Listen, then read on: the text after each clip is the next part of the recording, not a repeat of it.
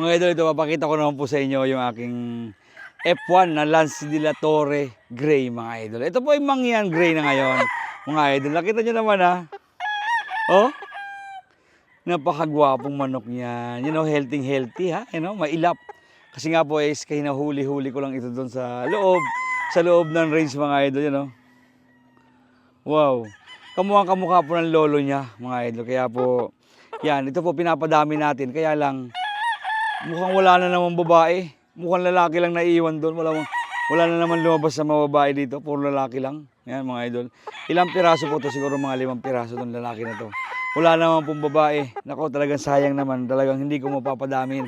Ito, mga idol na Mario Joseph. Okay lang naman po. Kasi alam niyo naman, yung mga lalaki medyo gustong-gusto rin po natin